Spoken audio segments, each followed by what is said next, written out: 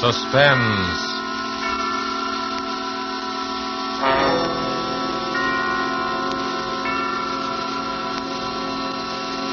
This is the Man in Black, here again to introduce Columbia's program, Suspense. Tonight, in one of her rare radio appearances, we bring you a star who has occupied a unique place in the affections of moviegoers ever since the screen first became of age, Miss Lillian Gish.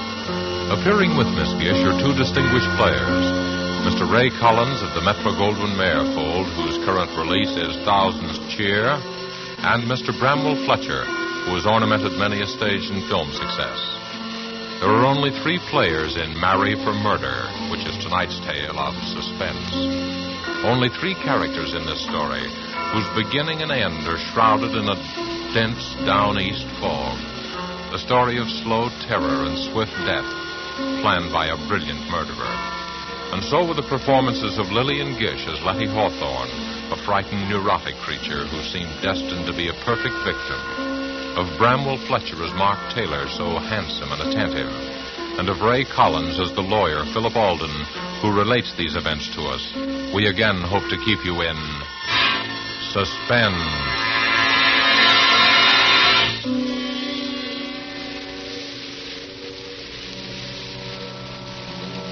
I used to love the sound of foghorns on the bay, especially at night when I sat before the fire. Let their lonely wail weave a contrast between my snug comfort and the gray immensity outside.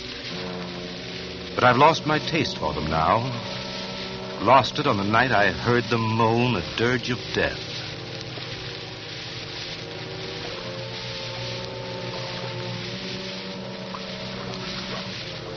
It's hard enough to lose a friend. But to lose one as I lost Letty Hawthorne is the kind of blow you never quite forget. I remember the first time I met her. It fogged up all of a sudden, as it does here on the Cape. But Ann Wentworth held her Sunday night supper as usual. Letty was the only stranger there, a newcomer to the Cape. I looked at her and thought she'd be an attractive woman if she only didn't flutter so much. She was a trim, pretty woman of about my own age, which is 40. You're Philip Alden, the lawyer, aren't you? Oh, what a pleasure to meet so many nice people. There go those foghorns again. Yes, Does one really get used to them in time? Well, I love the Cape, but I can hardly bear that sound. So depressing, isn't it? So morbid. Well, to your first question, yes, I'm Alden, an attorney. As for the foghorns, well, if you stay with us for a few years, you won't be able to live without them, Mrs. Hawthorne. It is Mrs. Hawthorne, isn't it? Mm-hmm. Anne never gets around to introducing people. It's her only fault. Oh, I never stand on ceremony. That's my fault if you consider it one. Besides, I knew you at once, you see, and you knew me. Don't you think that's a promising beginning? I never thought of it that way. Oh, dearie me. There it goes again. It makes me think of ghosts walking over my grave. How can you bear it? They do serve a very important purpose, you know. Oh, I suppose they do, but they give me the shudders. As a matter of fact, I find them comforting. Mm-hmm. I made Jane Hart promise to stay with me tonight if the fog doesn't lift. I daren't be alone.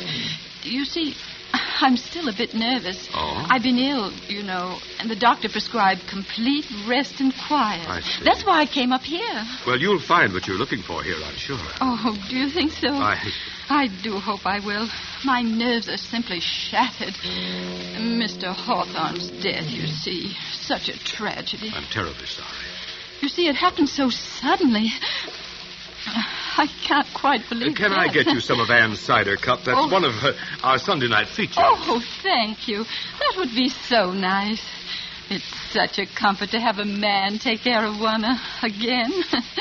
You make me feel so protected. I know we're going to be great friends, aren't we?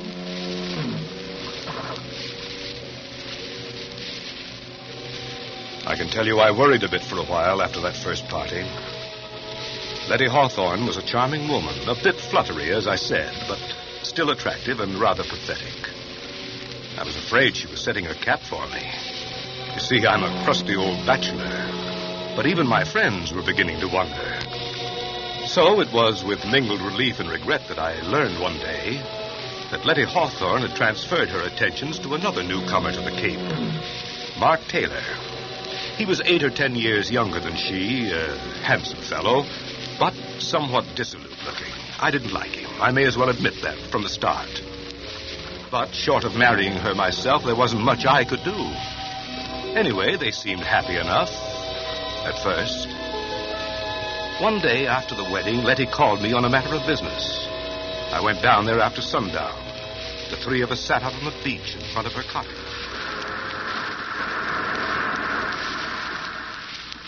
I'm so glad you were able to come, Philip. You see, Mark and I were counting on you. Always glad to oblige you, Letty. As a matter of fact, Alden, we want you to attend to a legal matter for us. Yes? Yes, Philip. Mark wants to make a will. I told him I don't like wills. There's something so unhealthy about them. But Mark simply insists upon it. Very sensible, I'm sure. Oh, you men. You're all alike. It needn't be a very elaborate affair, Alden. Just a simple document stating that I leave all my property to Letty. Well, if he does that, Philip, I want you to make out a will for me, too. Leaving everything I have to Mark. But, Letty, there's no need... I insist. Oh, well, Alden here is going to think I married you for your money. Money? Oh, why, I really don't know anything at all about my affairs. Really, I don't. Frank, Mr. Hawthorne always used to say, Letty, I really think you know less about business than a child. I left the management of his estate entirely to his secretary, you know. Well, just some simple document that makes my intention clear. You know the form, Alden. And, of course, if Letty insists... But I do. We'll have twin wills. Hmm. It doesn't sound so frightening that way. The way Letty talks about wills, you can tell she has a secret vice, can't you? A secret vice? My wife's a murder mystery fan, Alden. I didn't find out until it was too late. Oh, Mark, you silly. When you say that, Taylor, smile. I'm a detective fan myself.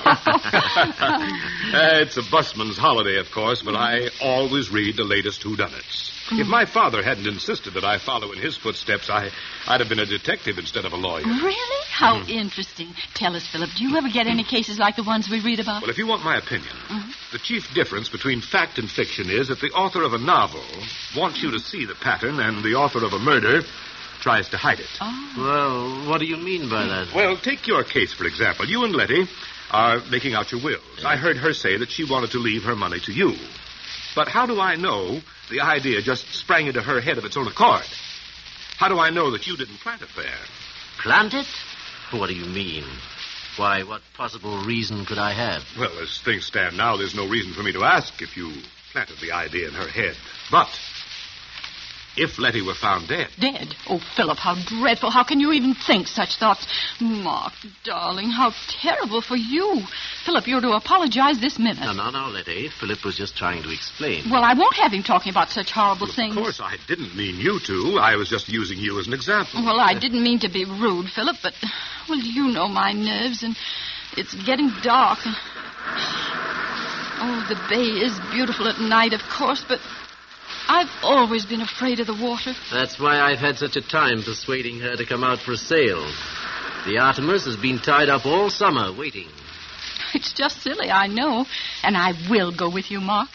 But let's wait for a calm day. You know, Letty's idea of a sail is to sit becalmed half a mile offshore. My wife has perfect confidence in me, you see. Oh, Mark, it isn't that. You're making fun of me, aren't you? Of course, I trust you completely, but, well, I'm not very athletic. You're missing one of the treats of the Cape if you don't sail. But I shall. Of course I shall, and soon. And what's more, I'm going to get Mark to teach me to handle the Artemis. Well, I'll be looking forward to seeing your sails on the bay, then. Oh, Mark, a storm. I better be getting home before it breaks. Are you sure you'll be all right? Oh, I'm simply terrified of thunder. Wouldn't you rather stop with us? Oh, I can make it to town. Stop by tomorrow, won't you, Alden? Or as soon as you have those papers. Right. Now, you won't be nervous after our talk of wills and murders. Oh, but of course you won't. I'm such a coward myself that I can never understand how other people can be so brave. You know, Philip, Letty's helplessness is one of her chief charms. Sometimes I suspect she exaggerates it just to make me feel important. Oh, Mark, you mustn't. Giving all my secrets away. Well, don't worry about me or the wills, Letty. Someday you'll frighten yourself to death.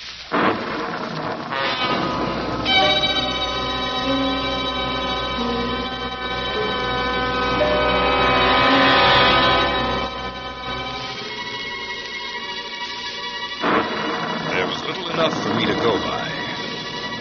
But gradually, I found myself worrying about Letty and Mark. They didn't seem to be hitting it off. Oh, on the surface, everything was smooth. But I was haunted by a premonition of what I didn't know. It was only a nameless dread of something, some undercurrent of feeling. Letty's nerves were getting no better.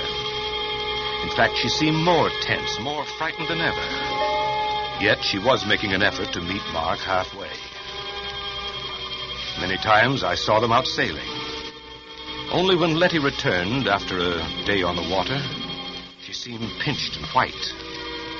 While Mark appeared to be glowing with vitality, Letty grew paler and more distracted. I realized suddenly that she was a middle-aged woman. One day in town, I met them in the general store. They'd been quarreling. But I tell you, Mark, you're just imagining it. I hate to have that stuff around, as you very well know.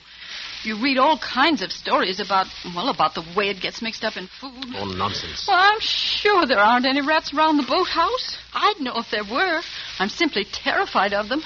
But I can't bear thinking of having poison around. Why, I'd be worried all the time. Oh, Letty, for heaven's sake, stop being childish. I didn't put traps around because you didn't want them. Now that I'm trying to get rid of them in another way, you make a scene. I don't see why we have to go into a 3-act tragedy just because I want to buy some rat poison. Hello, you two. Oh, hello, Alden. Why, Philip, how nice to see you. Mark and I were just doing a little shopping. Philip, will you do me a favor? Hmm? Will you please reason with Letty and try to get some sense into her head? Say, wait a minute. This sounds serious. Well, it isn't really. But, Philip, you know my nerves and the way things upset me, and Mark just doesn't understand. Oh, I know I'm just a silly woman, but the doctor says I have to be humored. And now Mark is so unreasonable. It is such a little thing. Of course it's a little thing, and that's why I can't understand your attitude. Now, look here, Philip.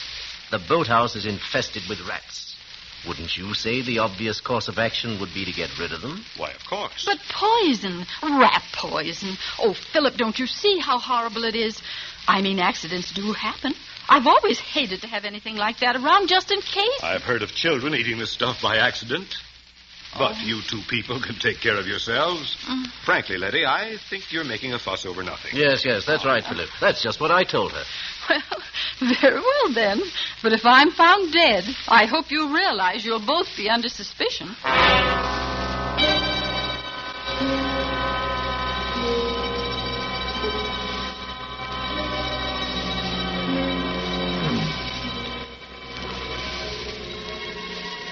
Seemed a foolish quarrel at the time. Yet when I left them, I kept hearing Letty's voice. Very well, then. But if I'm found dead. Very well, then. But if I'm found dead. Very well, then. But if I'm found dead. Suddenly, a monstrous idea occurred to me. I wondered if Letty had been trying to warn me. And then the horrible suspicion broke. All the trifling things began to add up. Letty's nervousness, her fear of sailing with Mark, her terror of having the poison in the house. But why? Why should she be afraid of Mark? What motive had he? And then I knew. I had helped to give him the motive when I drew up Letty's will. Yet my whole case was founded on thin air, figment of a nervous imagination. I had to be sure. I had to keep an eye on them. I found myself making excuses to drop by at their cottage. Who is it, Letty? Who's there? It's Philip. Oh, Philip. Well. Hello? You're almost getting to be a member of the family. Well, I just thought I'd ask you to help me eat the first bluefish of the season. There's too much here for an old bachelor like me. Why, Philip Alden, if you aren't the most thoughtful person. How perfectly sweet of you. Of course you'll stay to dinner. We'll have a real feast. Yes. You might as well stay as long as you're here. Well, thank you. If you're sure I won't be intruding. Intruding? Why, of course not. And you can help me get the dinner ready. Well, I'd be glad to, but won't I be in Anna's way? Anna's gone. Gone? Why, I thought you were well satisfied with her. So we were, Philip. But Anna didn't seem to be satisfied with us. In fact, they've all gone. Oh? Yes. Anna and Elsie and Otto, the handyman. They just walked out and left us. Well, for heaven's sake. Since the ship and engine place opened on the heights, nobody can keep a servant. Can't blame them myself. I wonder. I don't believe Anna'd take a job at the ship and engine.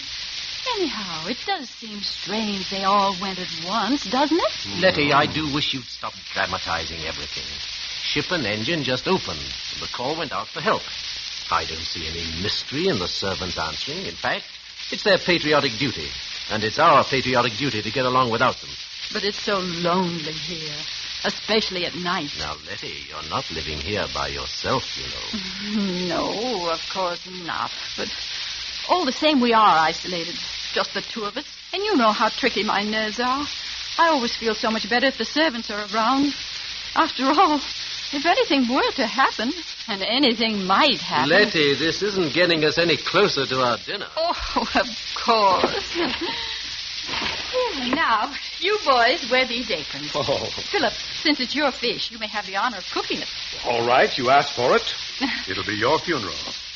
Now, Philip, Mark, you hold the berries for the dessert. I'll do the vegetables and set the table.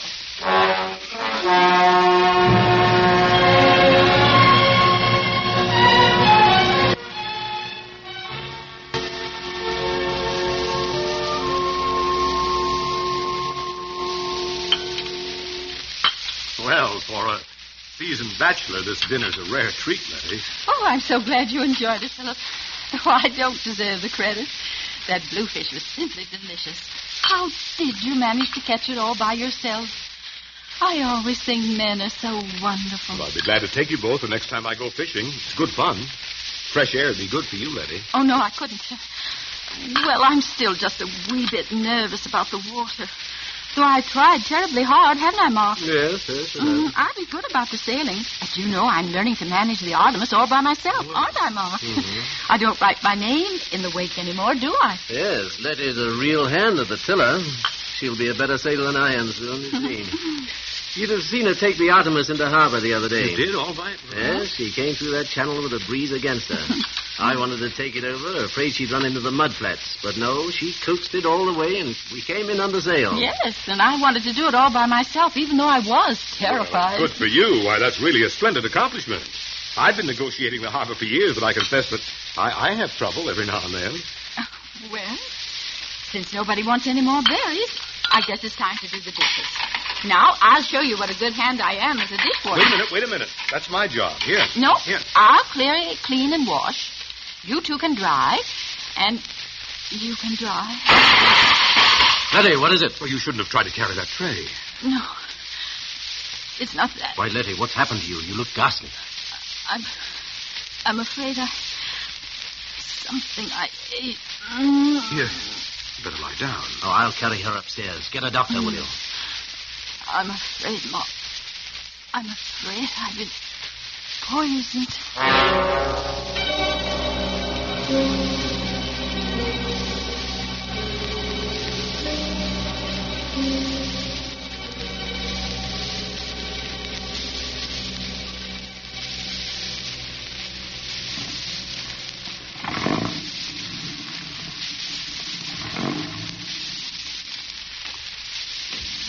But great heavens, Philip, I just can't believe it.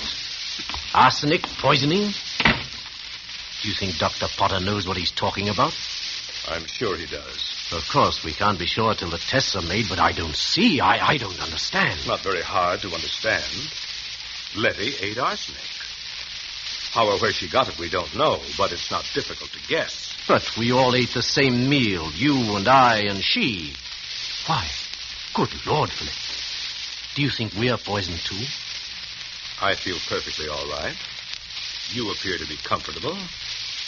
I think we'd feel it by now. But then how on Let's earth be did she... perfectly logical about it. We all ate the bluefish. Yes. I prepared it. We all had potatoes and string beans. Letty cooked those. Yes. Then we all ate strawberries. You prepared them. Why, Now, the fish and the vegetables were all served in large platters, and each one of us helped ourselves. Therefore, if any poison were in the food, we'd all be sick. But the strawberries, Mark. see here, Alden, are you suggesting... Wait a minute. We're just following this through logically. The strawberries were put on the table in separate dishes. The poison could have been slipped into Letty's plate in the kitchen. Alden, you have no right to accuse me of this.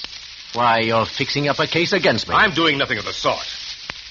In any event, I think you might worry less about your own skin and more about Letty. Thanks. I think I can take care of my own wife. Nevertheless, I suggest you get someone to help you. I'm perfectly well able to nurse her myself. If I were you, I'd have someone else as well. I'll send Mrs. Halstead over from town.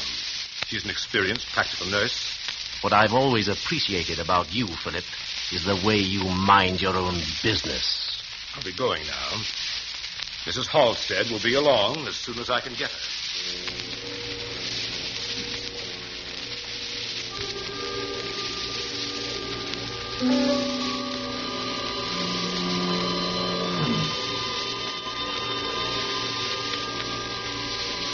When the doctor's analysis came, it was arsenic poisoning, all right.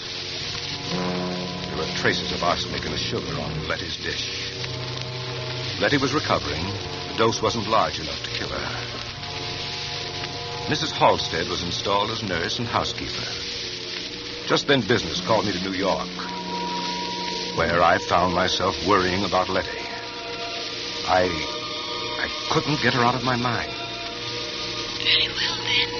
But if I'm found dead... I was bothered by a few loose ends in Letty's problem. The sort of questions that would occur to a legal mind. So I decided to spend an evening in the reference room of the law library among the files, where I found out enough about Mark and Letty Taylor to send me racing back to the Cape.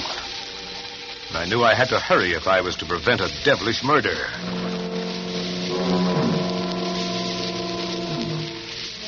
It was one of those dull gray afternoons when I arrived at the station. The fog was so thick over the bay that it seemed to cloud the whole town.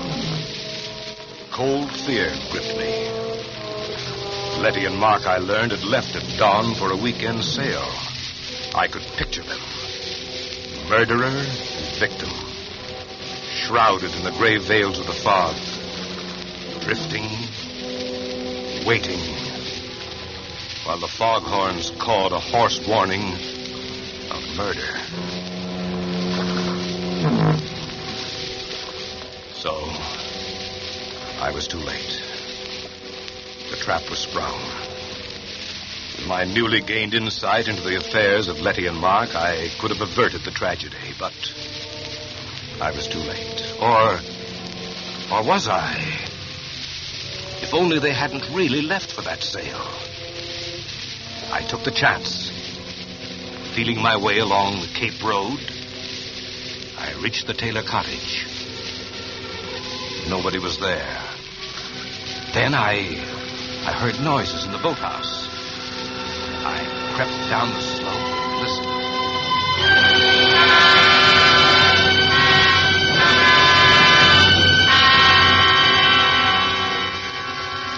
Oh, Mark, you fool. Philip Alden will be sure you planned to murder me for my money. I saw the suspicion dawn in his mind that day we made out our twin wills. I saw it grow when I was seen in the general store, and you brought the rat poison. And that night when I was taken ill, he was sure. Do you hear me? Sure! You wanted to teach me to sail the Artemis. Thought I was afraid of the water. Well, Mark Taylor, when your body drifts ashore, Philip Alden will swear that only an accident prevented you from murdering me. What fools you men are. Aren't you? Aren't you? Why wouldn't you like to answer me, Mark? Don't you wish you could talk to me again? To your helpless little nephew. But you can't, can you? Dead men can't talk, can they? But they say that in the instant of dying, a man can understand many things. Did you understand, Mark? But how could you? You are really a stupid man, Mark. Didn't you ever wonder about my former husband and his tragic death? Didn't you ever want to know about Frank Hawthorne? He did. At the very end, he wondered about his predecessor, George Martin. Strange how both died in a yachting accident, isn't it? Frank died off the coast of California, and George was drowned in the Gulf of Mexico. And now you, Mark, your body will be found someplace along the Cape here, I suppose. Oh, what bad luck I've had with my husband. But how thoughtful all of you were to leave me your property. Too bad I'm such an extravagant widow, isn't it? For I do run through money. I wasn't lying about that. Dear, I wish you could help me get your body to the Artemis. If only you hadn't insisted on turning back when the fog rose, I could have killed you so much more neatly. A sudden gust of wind while I was at the wheel, and the Artemis jibes, and the boom catches you, and off you go to the bottom of the sea. But now, I've got to lug you back on board and pitch you overboard somewhere. It was really inconsiderate, Mark, to make me kill you in the boathouse here. You won't have to drag the body aboard, Letty. Oh, Philip, I'm so glad you've come. Are you, Letty? Something dreadful's happened to Mark. I'm so upset I hardly know how to tell you. Oh, Philip, I think You needn't pull a phony feint this time, Letty. I fell for it before when you made me think that Mark had poisoned you.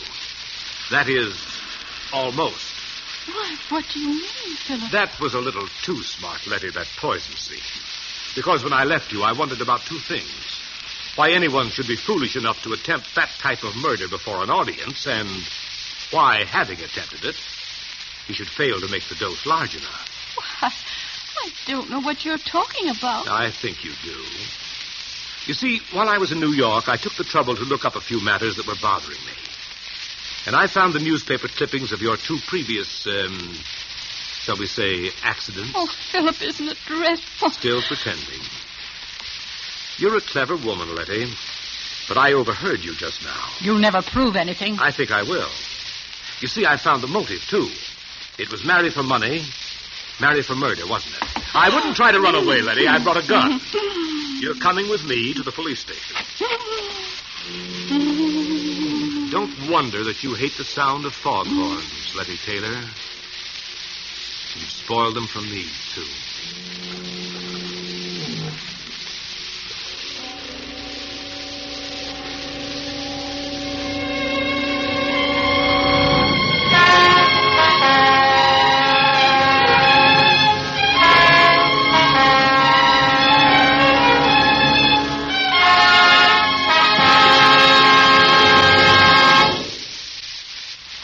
And so closes Marry for Murder, starring Lillian Gish with Ray Collins and Bramwell Fletcher. Tonight's tale of Suspense.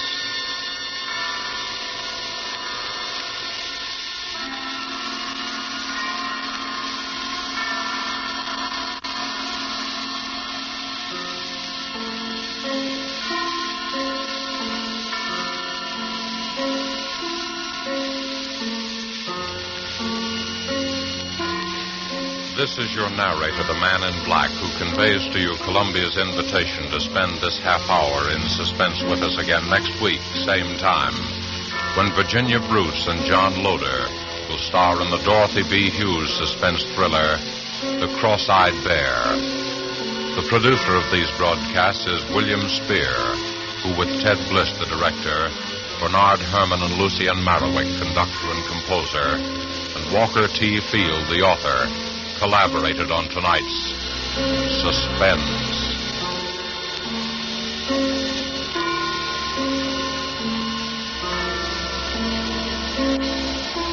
This is CBS, the Columbia Broadcasting System.